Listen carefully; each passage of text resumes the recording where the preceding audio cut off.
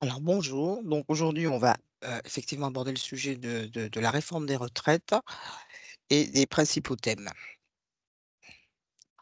Alors comme vous le savez, la réforme des retraites instaurée par la loi 2023-270 du 14 avril 2023 de financement rectificatif de la sécurité sociale pour 2023 est applicable aux assurés nés à compter du 1er septembre 1961, dont la date d'effet de la retraite se situe à partir du 1er septembre 2023. On va commencer par le relèvement de l'âge légal de départ en retraite, hein. Donc, ce relèvement qui est de 62 à 64 ans, hein, à raison de 3 mois par génération dès le 1er septembre 2023 pour les assurés nés à compter du 1er septembre 1961. Ce relèvement s'est accompagné d'une augmentation de la durée d'assurance requise pour bénéficier du taux plein. Et notamment, il faut 172 trimestres à compter de la génération 1965. Le taux plein, il est maintenu à 67 ans. Alors, un petit tableau, âge de départ et calcul, hein, le relèvement général et l'augmentation de la durée requise, hein. Selon l'année de naissance et les générations, vous avez l'âge légal de départ à la retraite, l'âge d'annulation de la décote et la durée d'assurance exigée sans décote en trimestre. Donc, par exemple, pour les personnes nées entre le 1er janvier 1958 et le 31 décembre 1960, c'est 62 ans. L'âge d'annulation de la décote, c'est-à-dire le taux plein, 67 ans. Et la durée exigée est de 167 trimestres. Et nous allons jusqu'à la génération 1965, qui, eux, devront aller jusqu'à 63 ans et 3 mois. Toujours 67 ans pour le taux plein. Par contre, on leur demandera d'avoir 172 trimestres. Pour bénéficier d'une retraite à taux plein, donc soit justifié d'une durée d'assurance tout régime confondu qui varie selon la génération, hein, selon le tableau qu'on a vu juste avant, soit avoir l'âge du taux plein, soit à partir de 67 ans, soit être inapte à partir de 62 ans pour les personnes reconnues inaptes au travail, les titulaires d'une pension d'invalidité et ceux qui sont titulaires de l'allocation adulte handicapé. On arrive à une première phase de questions. Je ne sais pas s'il y a des questions. N'hésitez pas à poser vos questions dans le fil de discussion si vous en avez, et puis on les relaiera à l'oral, pour madame Lanier. À ce stade, il y en a pas, Catherine. Pour l'instant, il n'y en a pas, tout à fait. Donc, je continue. On va aborder les dispositifs de la retraite anticipée, c'est-à-dire la retraite pour carrière longue. Donc, trois conditions cumulatives, une condition de début d'activité, une condition d'âge et une condition de durée d'assurance cotisée. Donc, plus précisément, donc les nouveautés, c'est la création de quatre bornes d'âge de début d'activité, hein, à savoir qu'il faut 4 ou 5 trimestres avant 16, 18, 20 ou 21 ans, c'est-à-dire ces 4 trimestres. Alors, on demande 5 trimestres normalement ou 4 pour ceux qui sont nés au dernier trimestre de l'année civile.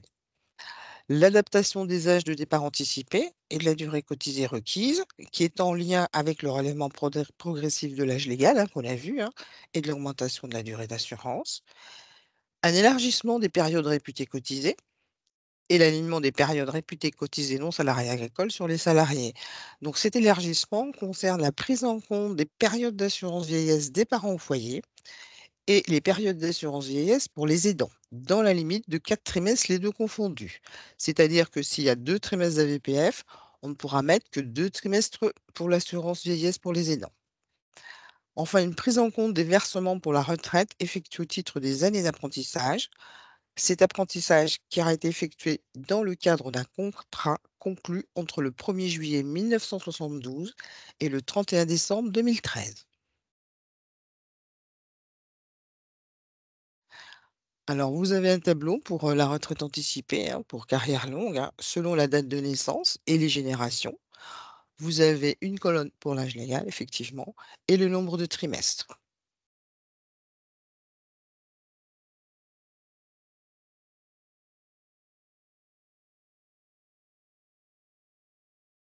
Alors, vous voyez, par exemple, pour un assuré qui est né en 1968, hein, Effectivement, il peut demander l'anticipation à partir de 58 ans ou 60 ans ou 61 ans et 6 mois ou 63 ans, selon son début d'activité. Un exemple pour la génération 1964, hein, effectivement, on vous dit qu'il lui faut 5 trimestres avant de la fin de l'année civile des 16 ans, et là, il pourrait demander à 58 ans, ou 4 trimestres avant la fin de l'année civile des 16 ans pour les assurés nés au cours du dernier trimestre. S'il demande à 60 ans et 66 mois, le nombre de trimestres en début d'activité reste le même et il lui faudra 171 trimestres.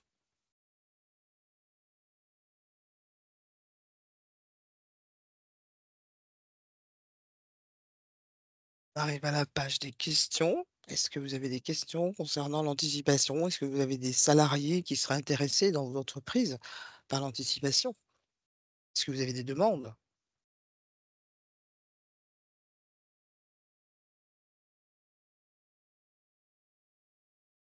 On continue.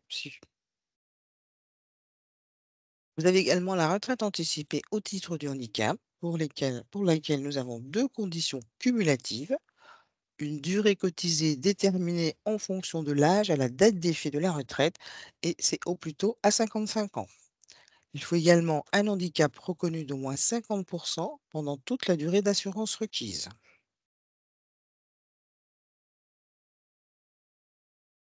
Vous avez également un tableau spécifique, hein, pour cette retraite anticipée au titre du handicap, hein, notamment l'âge de départ, la durée d'assurance requise, hein, trimestre cotisé concomitant au handicap, et vous avez le tableau de la durée d'assurance taux plein.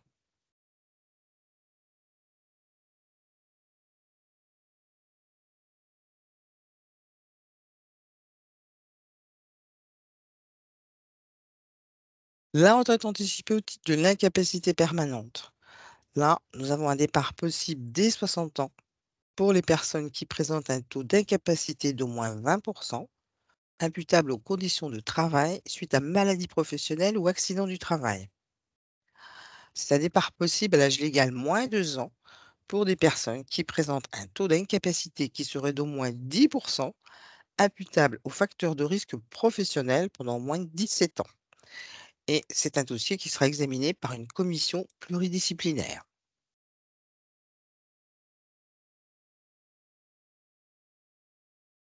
N'hésitez pas à poser vos questions, hein, dans le fil de discussion.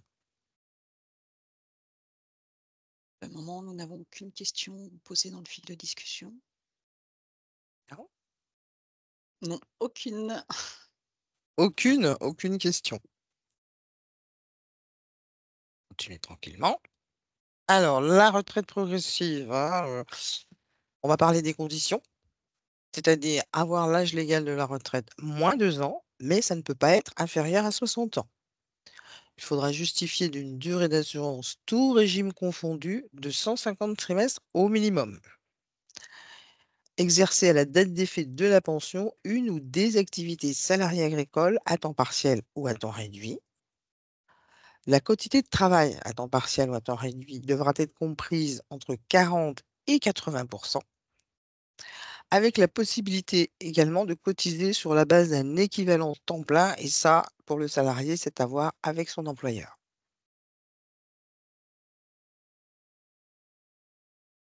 Alors pour la retraite progressive, on vous a mis un tableau des âges avec effectivement l'âge légal de départ à la retraite et l'âge d'ouverture de droit à la retraite progressive, hein. Donc pour les assurés qui sont nés à compter de 1962, par exemple, hein, ils pourront déposer une retraite progressive à partir de 60 ans et 6 mois. La génération 63, ça sera 60 ans et 9 mois, hein, et on enchaîne de 3 mois par 3 mois, jusqu'à la génération 1968, qui eux pourront demander la retraite progressive à 62 ans. Et la retraite progressive, on peut l'apercevoir jusqu'à l'âge du taux plein. Elle ne s'arrête pas forcément à l'âge légal. Quelqu'un qui a une retraite progressive, hein, qui l'a demandé par exemple à 61 ans, pardon, il peut continuer de travailler jusqu'à l'âge du taux plein s'il a envie, hein, tout à fait, et ne pas demander sa retraite, à l'âge légal tout de suite.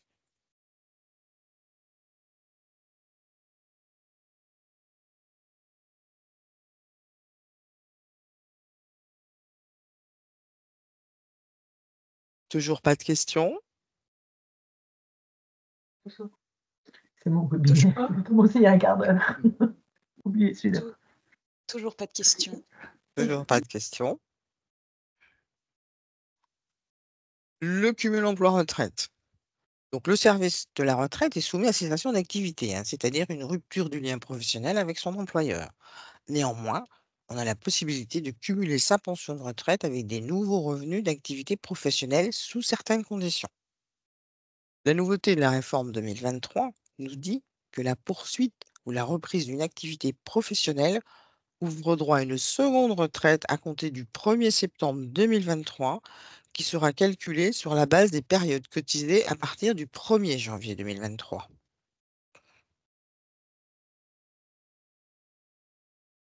Ces conditions, la condition de subsidiarité, de justifier à l'âge légal du nombre de trimestres, hein, tout régime confondu, qui sont nécessaires au taux plein, ou avoir atteint l'âge du taux plein. Et enfin, de respecter le délai de 6 mois sans reprise d'activité chez les derniers employeurs. Le montant de cette nouvelle pension, de cette seconde pension, ne pourra pas dépasser un plafond annuel fixé à 5% du plafond annuel de la sécurité sociale, soit 193,20 € par mois en 2024. Cette nouvelle pension ouvre droit, comme les autres, à pension de reversion dans les mêmes conditions que la première. Et après la liquidation de cette seconde pension, aucun droit supplémentaire ne peut être acquis dans tout régime de base et complémentaire en cas de nouvelle reprise d'activité, sauf dérogation.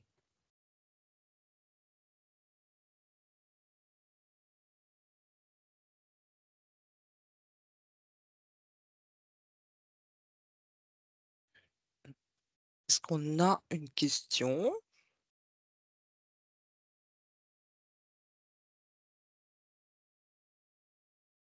Toujours pas? Ah, Non, je on nous demande si un enregistrement est possible et effectivement le webinaire, est enregistré et le replay sera mis à disposition, pardon.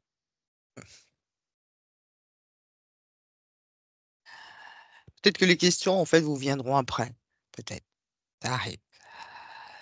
Alors, du coup, on arrive à l'accompagnement possible de la MSA, hein, pour la retraite de vos salariés. Alors, la MSA, hein, est à elle seule dans le monde de l'agriculture l'équivalent de la CEPAM, la caisse primaire, de la CAF, de la CARSAT et de l'URSSAF pour l'ensemble de ses adhérents, professionnels et particuliers, ainsi que leurs familles. Alors, nous sommes l'interlocuteur, nous MSA, l'interlocuteur unique des entreprises pour toutes les formalités liées à leur cotisation, à la prévention des risques de leurs salariés, à la préparation à leur départ à la retraite et plus largement pour toute leur protection sociale. En fait, la MSA, c'est une offre socle tout en un de toute la protection sociale de votre entreprise et de vos salariés. Alors, très important pour vos salariés, on le répète, en amont, il convient de vérifier et consolider sa carrière. C'est-à-dire, nous vous conseillons de dire à vos salariés qu'il faut qu'ils vérifient leur salaire et qu'ils le comparent à leur relevé de carrière, hein. Il faut qu'ils demandent leur relevé de carrière et qu'ils vérifient le montant des salaires qui figurent dessus, sur ce relevé de carrière. C'est impératif. Les services en ligne vous permettent de consulter les données de la carrière, hein, le nombre de trimestres acquis ou les différents régimes, de vérifier, comme je viens de dire, et consolider ses carrières, hein, à partir de 55 ans, d'obtenir une estimation retraite. Un accompagnement au service en ligne retraite vous sera transmis à la fin du webinaire.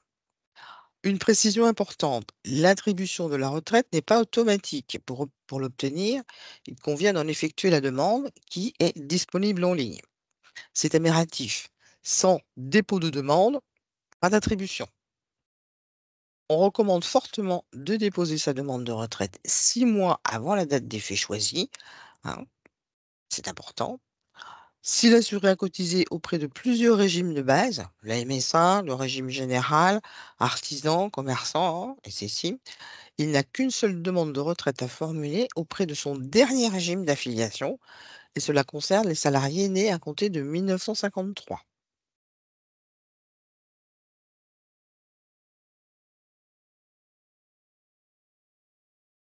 Alors, informez vos salariés sur leurs droits retraite. Il y a les services en ligne, hein, MSA Retraite, et le portail Info Retraite. Participez aux campagnes ponctuelle à l'image des rendez-vous de la retraite, hein. Prochaine campagne qui aura lieu du 7 au 11 octobre 2024. Réaliser des entretiens individuels retraite pour les salariés, c'est-à-dire prendre un rendez-vous directement par les salariés auprès de leur MSA d'affiliation via la rubrique contact et échange de leur espace privé. Est-ce que nous avons des questions? Dans tous les cas, il suffit de nous contacter. Bonjour, excusez-moi, du coup, je voulais revenir juste sur un point. Donc, Alicia Peffort, je travaille à la FDSEA du Jura. J'avais Oui. juste une question par rapport au relevé de carrière. Est-ce qu'il est envoyé automatiquement à partir d'un certain âge ou est-ce qu'il faut que ce soit le salarié qui sollicite auprès de la MSA son relevé de carrière?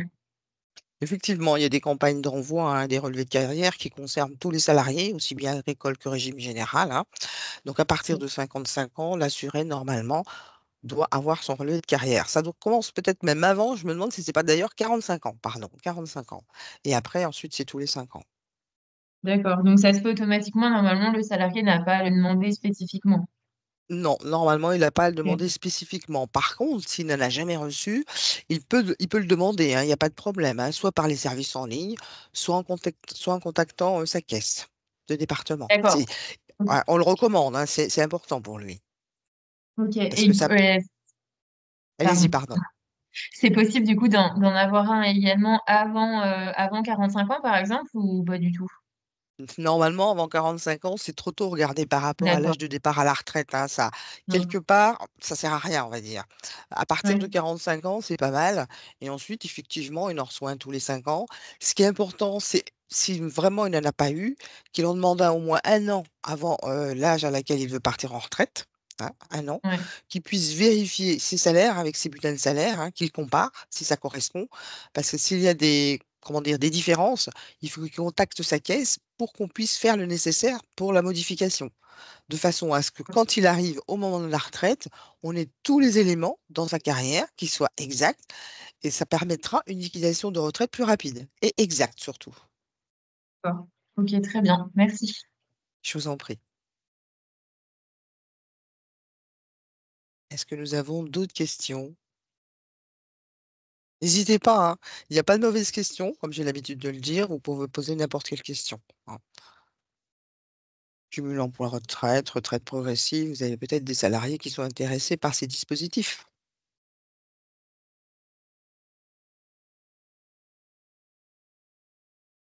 Du coup, c'est de nouveau Alicia. Je vous en Par prie, je rapport vous au en prie. cumul, par rapport au cumul Cumul emploi-retraite. emploi-retraite.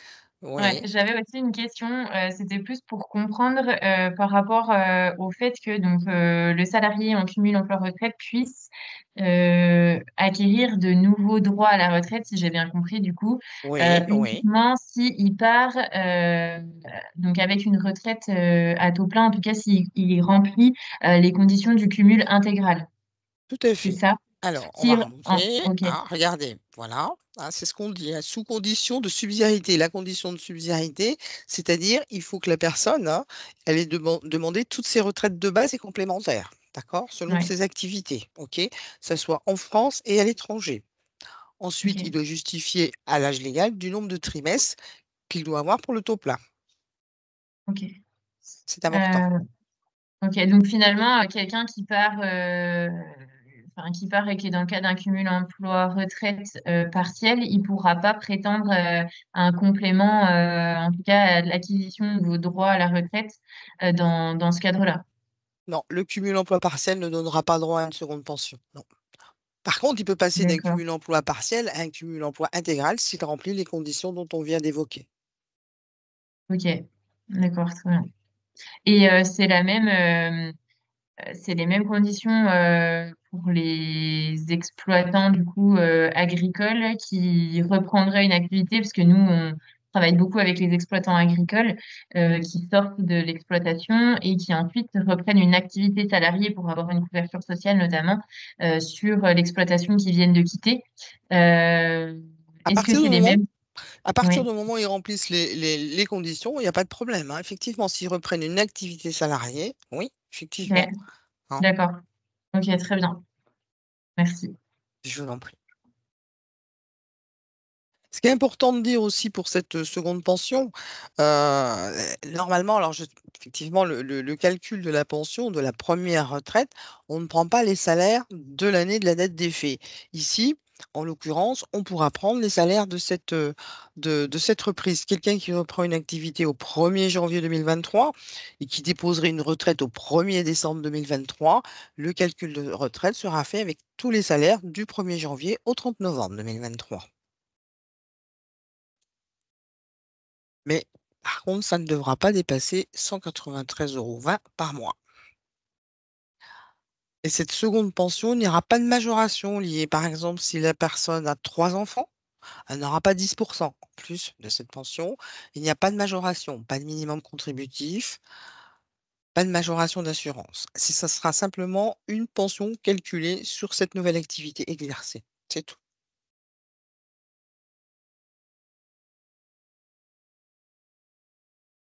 Et du coup, j'en profite en même temps. Mais je vous en J'ai prie, une allez-y. dernière.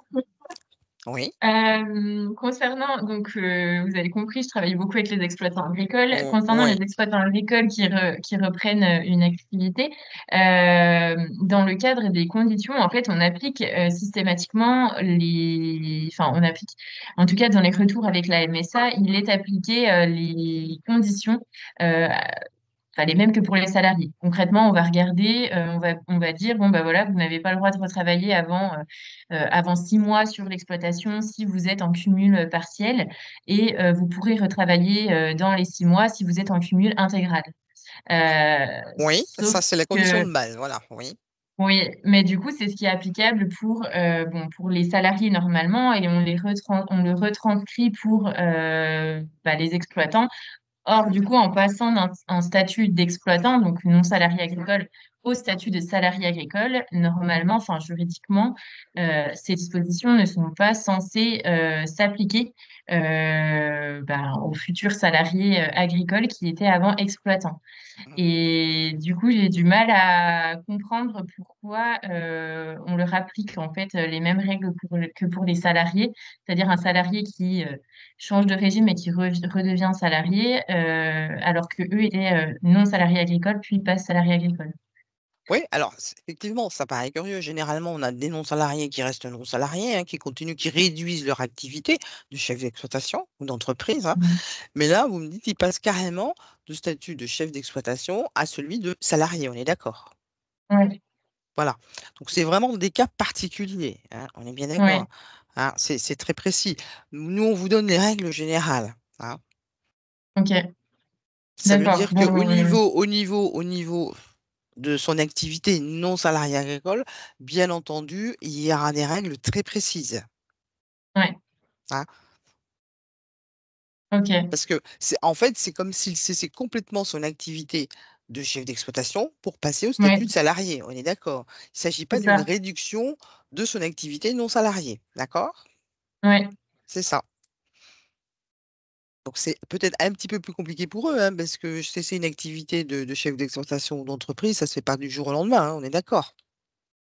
oui, non, en général, tout se fait en même temps, hein. Il y a des effets aussi un peu rétroactifs parfois par rapport à la signature des actes. Oui. Mais en fait, ce qui me questionne, c'est du coup l'application d'une réglementation relative aux salariés agricoles qu'on retranscrit sur un régime qui est complètement hybride et qui est celui des salariés, enfin, du coup, des exploitants qu'on repasse en tant que salarié agricole. Et normalement, quand on change de statut, donc quand on passe non salarié agricole à salarié agricole, Mmh. ces règles juridiques ne sont pas censées du coup s'appliquer avec la carence éventuellement des 6 mois, le cumul plafonné, etc.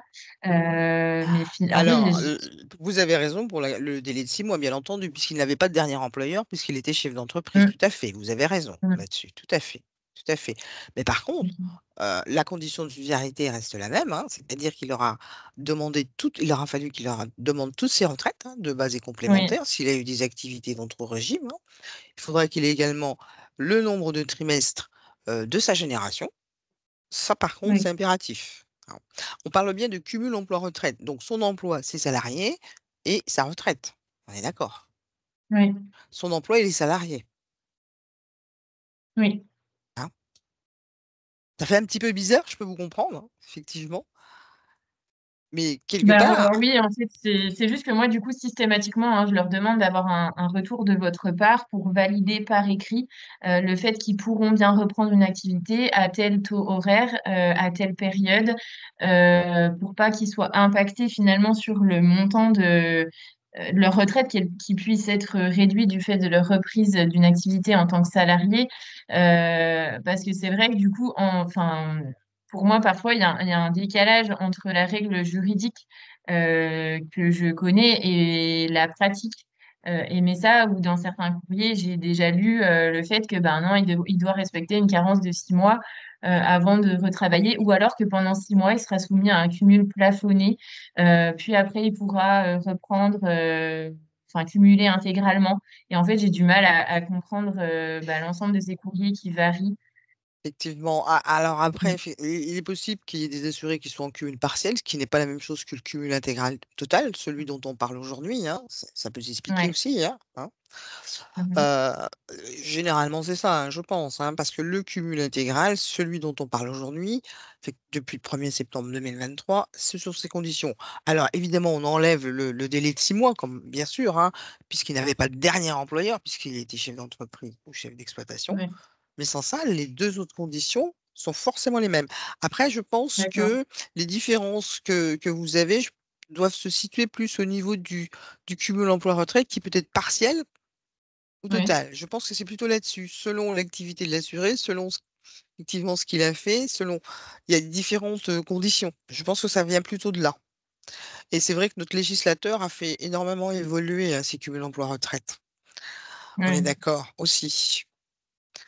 Alors ça Ok. dépend si effectivement en plus il est en cumul emploi-retraite avant le 1er septembre 2023 ou s'il l'est depuis. C'est pareil, la législation n'est pas la même, hein. Oui, non, moi, ça, oui, j'avais bien saisi, mais c'est vrai qu'avec la spécificité du fait qu'ils étaient non salariés agricoles puis qu'ils passent salariés agricoles, des fois ça Mmh. complexifie un petit peu les choses. Bon, en tout cas, je demande systématiquement un écrit de la MSA Oui, pour être certaine qu'ils ne soient pas pénalisés derrière. Mais normalement, je en voulais principe, vérifier avec vous. mais vous avez raison, mais chaque cas est différent, hein. Chaque cas est Oui, oui, bah, différent, c'est ça veut bien dire pour qu'il ça. faut étudier chaque dossier. Ok, très bien. Bon, bah, je vous remercie. J'ai plus Je de vous en questions. je vous en prie. Est-ce qu'on a d'autres questions?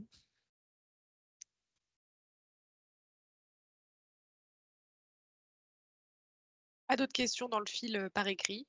Après, je Pas sais pas d'autres s'il y a des questions? questions, qui préfèrent les poser oralement, mais en tout cas, on n'en a pas d'autres dans le fil de discussion. D'accord, donc on va parler donc de la MSA en ligne, hein. Je ne sais pas si vous êtes déjà allé sur le site internet de la MSA. Donc l'assuré, la personne a la possibilité de se créer son espace privé, hein. À partir du moment où alors il peut s'inscrire, hein, voilà, vous n'avez encore pas de compte MSA, on vous demande de vous inscrire dès maintenant, hein. C'est-à-dire vous faites des démarches. Donc généralement, ça va être un identifiant qui peut être soit votre numéro de sécurité sociale, soit une adresse mail et ensuite un mot de passe.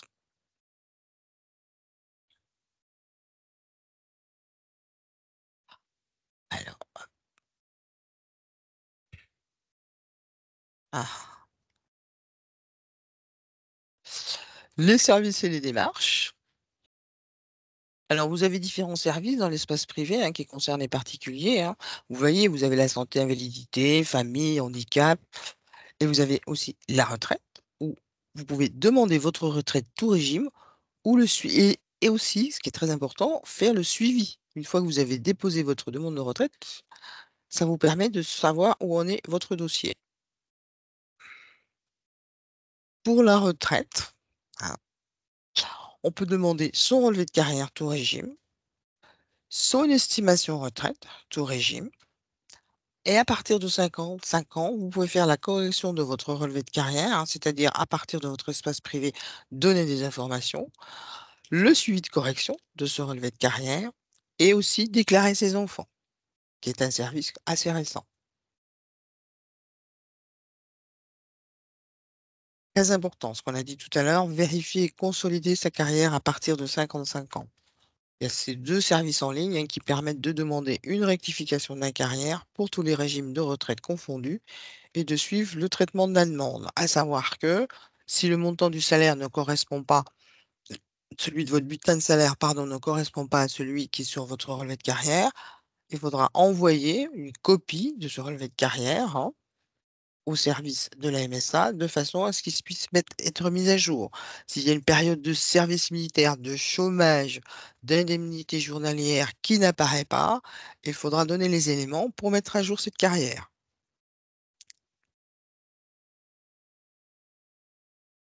Donc, quand on veut vérifier et consolider sa carrière, vous voyez, vous pouvez corriger son relevé de carrière.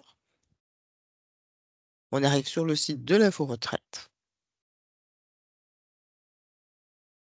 Son relevé de carrière, tout régime, c'est pareil. Une fois que la personne clique dessus, c'est un service qui permet de consulter les données de la carrière, le nombre de trimestres acquis ou les différents régimes. C'est un service qui est hébergé sur le portail de la retraite Inter-Régime Info Retraite, c'est-à-dire que l'assuré, il soit MSA, régime général, commerçant artisan, il arrivera forcément sur ce portail-là. Ça permet de comprendre ses droits à la retraite, de suivre et vérifier l'acquisition de ses droits tout au long de sa carrière, de s'assurer que les régimes de retraite ont connaissance de l'ensemble de son activité et d'identifier son ou ses régimes de référence à contacter en cas d'erreur sur une période d'activité.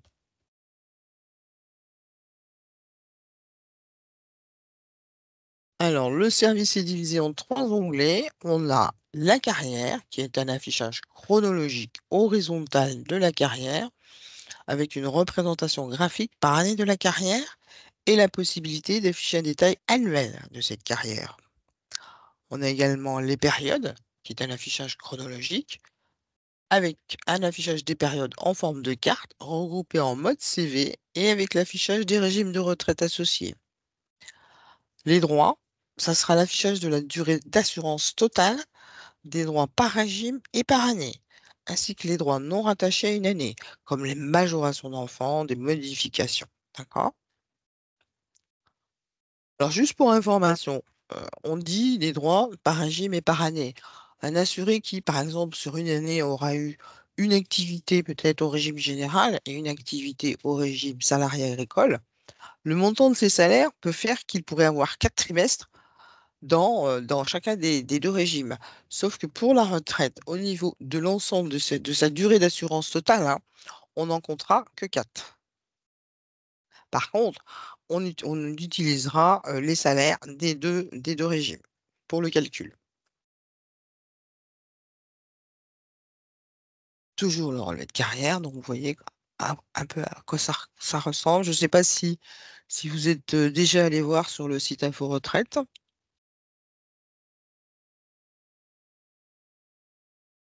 Vous voyez, il y a le profil, mes régimes de retraite, ma carrière, mes simulations, mes démarches. Il faut vraiment inciter, les assurés, les personnes à aller, sur le site Info Retraite. Comprendre sa carrière, on parle effectivement les périodes en rouge, c'est des périodes sans information. Vous avez les périodes enregistrées en vert, les périodes en jaune, les périodes incomplètes et celles en bleu, c'est un traitement en cours. Si on a demandé une rectification, une mise à jour de sa carrière, ça apparaîtra en bleu.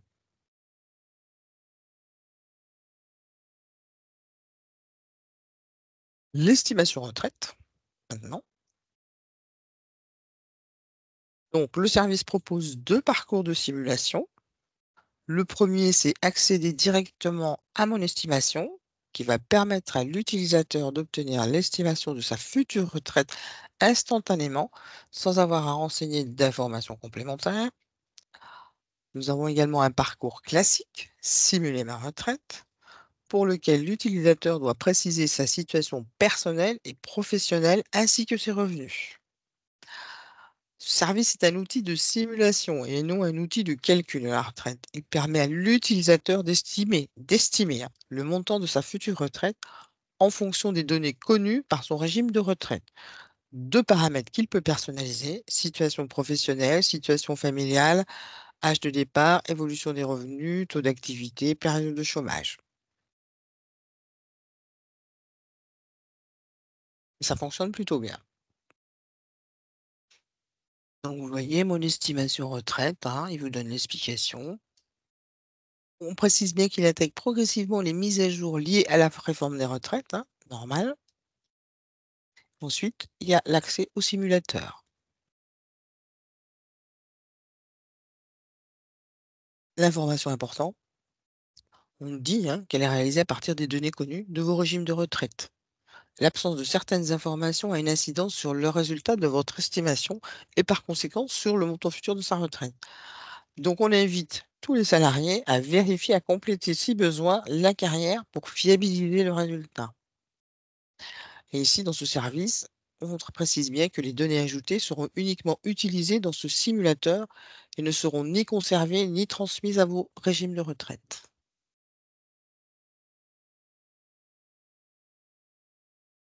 L'application Mon compte retraite, l'application sur téléphone, c'est la même chose, hein, il faut se connecter à son espace privé, rubrique contact, pour prendre rendez-vous et échange ou télécharger l'application MSA et moi pour prendre rendez-vous. Et là, un agent MSA contactera l'assuré, la personne par téléphone. Donc, vous avez une rubrique Mes messages. Vous pouvez envoyer un message et généralement, on répond assez rapidement. Une rubrique Mes documents. Vous pouvez envoyer des documents, un nouveau relevé d'identité bancaire, une information, un bulletin de salaire. Le droit à l'erreur. On s'est trompé. Voilà. On le signale et on explique. Et on fait un rendez-vous. Pour demander un rendez-vous, il suffit de cliquer.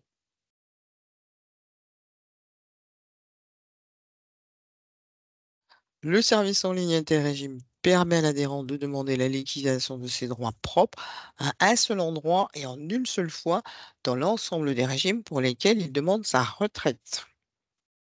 Ce sont les régimes hors régimes spéciaux, bien entendu, hein. Donc là, il suffit, hein, de cliquer sur Demander ma retraite.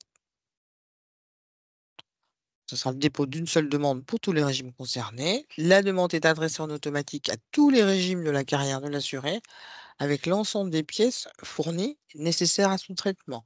C'est-à-dire que ce seront les régimes de base, MSA, régime général, le SSI, le régime des commerçants et des artisans, les retraites complémentaires, la GERCARCO, ils recevront tous l'information, tous la demande. Et côté sécurité, c'est une connexion sécurisée et identifiée, vérifiée via France Connect.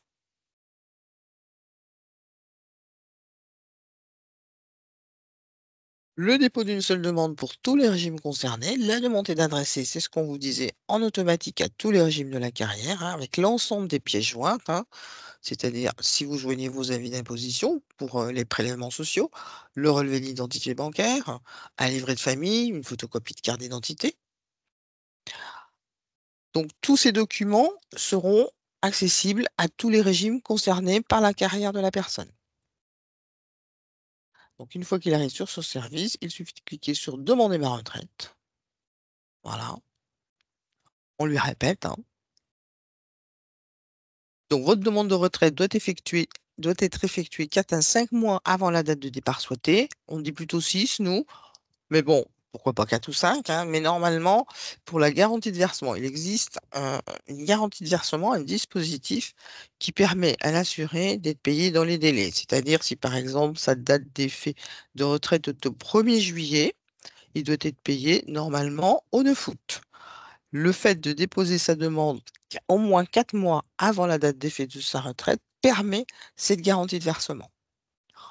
Il y a des précisions pour les retraites de la fonction publique, hein, sauf l'éducation nationale, où on dit qu'effectivement, ils peuvent déposer 6 à 9 mois avant la date de départ souhaitée, pour l'éducation nationale et pour les industries électriques gazières et la retraite de la Banque de France. La vérification des coordonnées, hein, vous avez vu, on leur demande de vérifier leur adresse mail, le numéro de téléphone portable et le numéro de téléphone fixe. C'était le dernier slide. Et la demande en ligne est très bien faite, à savoir que si l'assuré, il, il précise une date d'effet qui ne correspondra pas par rapport à son âge, le service en ligne lui dira que ce n'est pas possible. Le service en ligne permet également de demander, comment dire? Une redescente des informations fiscales, à savoir que si l'assuré ne peut pas, joindre ses avis d'imposition, il peut se connecter directement au service des impôts qui fera redescendre les informations nécessaires. Est-ce que vous avez des questions, des remarques?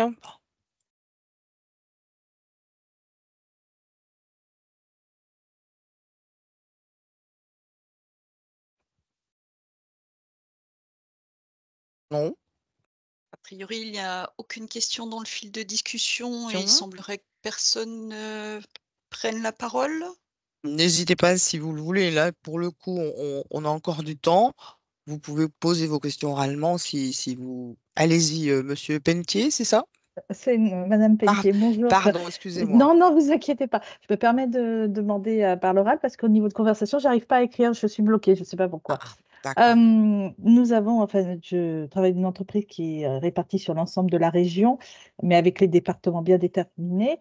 Oui, J'ai beaucoup de collaborateurs qui travaillent, qui dépendent de l'entreprise du 71, mais oui, comme c'est limitrophe, beaucoup vivent dans le 01, dans le oui, 69. dans l'Ain, Donc, c'est ça, oui, voilà, et même dans le 69, donc ils demandent oui, leur retraite dans leur lieu d'habitation, alors que les bien sûr. cotisations sont faites dans le lieu de travail. Oui. Est-ce qu'il y a quelque chose à faire en particulier ou c'est de votre côté que vous allez récupérer les cotisations entre MSA? Est-ce qu'il y a des choses à faire de leur côté ou pas? Voilà, j'ai souvent ce genre de questions. Ou est-ce que... C'est normal. En fait, ils n'ont absolument rien à faire, hein. Si cette personne effectivement, habite dans l'Ain ou dans le Rhône, il va effectivement déposer sa demande Mhm. à cette MSA, d'accord? Et au niveau de sa carrière salariée, il n'y aura pas de problème parce que vous transmettez les informations à la MSA Exactement, par de le Bourgogne. DSN. Voilà, Voilà, par la DSN, exactement. tout à fait. Donc les 2 messages se mettront en contact, tout simplement, Oui. s'il y a besoin. Parce qu'on peut faire tout simplement, normalement, redescendre la carrière de l'assuré et si effectivement il y a des difficultés, eh bien la MSA d'Aron va contacter la MSA Bourgogne. Il n'y aura pas de problème. Normalement, ils n'ont pas de démarche à faire. D'accord, bon, bah, c'est parfait. Bah, merci beaucoup en tout cas pour ces précisions et pour la présentation en tout cas. Mais je vous Merci. remercie. N'hésitez pas, hein, si vous avez des questions, qui vous paraissent peut-être, je sais pas, simple. Il y a pas de question simple. Quand il s'agit de la retraite, hein, c'est un moment, important dans la vie de vos salariés, hein. Ils vont passer, d'un salaire, d'entreprise à une retraite, un montant de retraite qui doit être le reflet des activités qu'ils ont eues durant leur carrière, donc n'hésitez pas. N'hésitez pas à prendre la parole du coup, puisque le fil de discussion ne semble pas accessible à tout le monde. Mmh. Il y a pas de mauvaise question, hein. Je ne sais pas si vous avez des salariés, qui viennent vous voir justement vous poser des questions sur la retraite?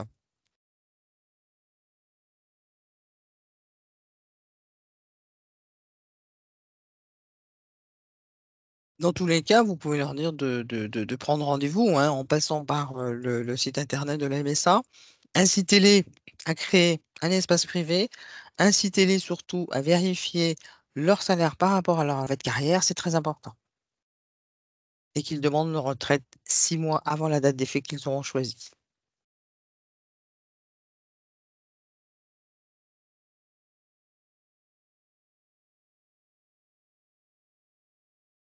Il n'y a plus de questions et plus d'interventions. Je vous propose de clôturer ce webinaire en commençant par remercier Catherine pour sa présentation complète et vous remercier pour votre participation. Nous vous mettrons à disposition l'enregistrement de ce webinaire sur nos sites internet, que ce soit sur la MSA de Bourgogne ou celle de Franche-Comté. Nous ajouterons également la présentation du service en ligne et l'accompagnement des démarches au service en ligne. Et puis, je vous ai mis alors un questionnaire de satisfaction dans le fil de discussion, mais du coup, je ne sais pas si tout le monde y a accès. Donc, nous vous le renverrons de toute façon par mail. On vous remercie de prendre 2 minutes pour compléter, ce questionnaire. Ça nous permet d'ajuster nos présentations et nos webinaires, sachant que nous nous retrouverons en 2024, courant juin, normalement, pour un autre webinaire et en fin d'année, une autre thématique. Donc nous vous tiendrons informés de ces journées. Je ne sais pas si mes collègues ont quelque chose à préciser, à ajouter? Non, un grand merci à tout le monde, rien de plus à ajouter. Merci à vous également, hein, merci d'être venus. J'espère qu'on vous aura donné des informations, intéressantes. Alors merci à tous et bonne journée. Au revoir. Merci Merci. Au beaucoup. revoir. Merci à vous. Merci, Merci, au très revoir. bonne journée. Merci, au revoir. Merci, au revoir. Au revoir.